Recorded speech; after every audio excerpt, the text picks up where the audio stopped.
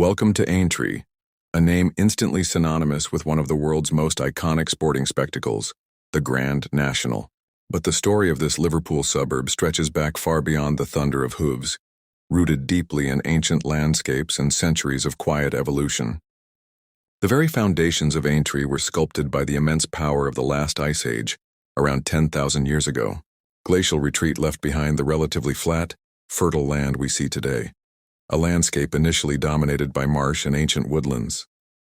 For millennia, this area was a silent wilderness traversed by prehistoric hunter-gatherers.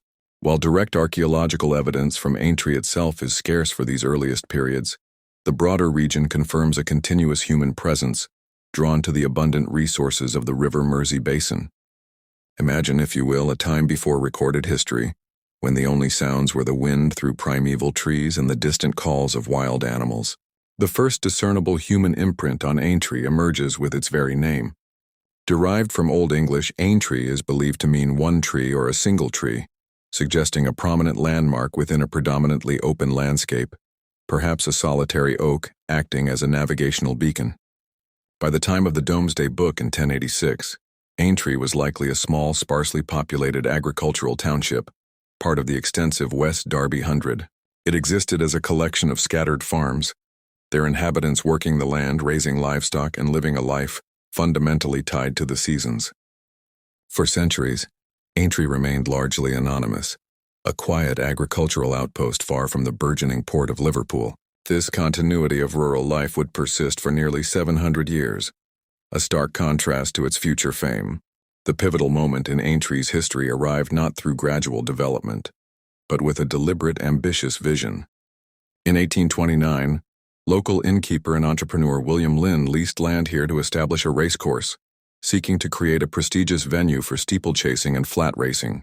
Lynn's initiative was shrewdly timed, coinciding with Liverpool's rapid expansion and a growing middle class with disposable income for leisure. Just a decade later, in 1839, the first Grand Liverpool steeplechase was run at Aintree, the race we now know as the Grand National. This single event irrevocably put Aintree on the map, transforming a sleepy hamlet into a location of national and then international renown. It became a magnet for spectators, leading to improved transport links, including the expansion of railway lines, and fundamentally altering the local economy. The Grand National's fame spurred incremental but relentless change. What were once quiet lanes became bustling thoroughfares. Farms gave way to housing, initially for those who worked at the racecourse or in Liverpool's expanding industries, and later for a growing commuter population. Take, for instance, Ormskirk Road. Once a country track connecting isolated hamlets, it evolved into a busy artery lined with shops and terraced houses, reflecting the area's transition from rural agriculture to a thriving suburb.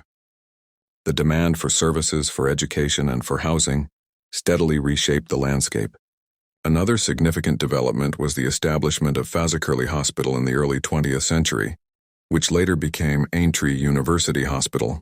This transformed a large section of the area into a major medical hub, adding another layer to Aintree's identity beyond the racecourse.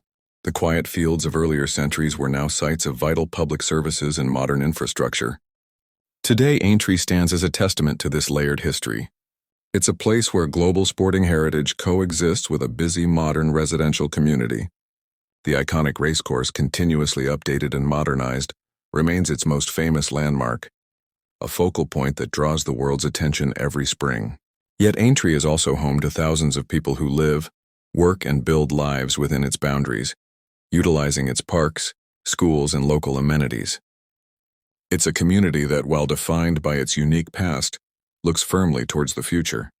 What further transformations await Aintree in the decades to come? Its story is a compelling example of how a landscape, initially shaped by natural forces, can be continually redefined by human ambition, economic shifts, and the enduring power of a single iconic event.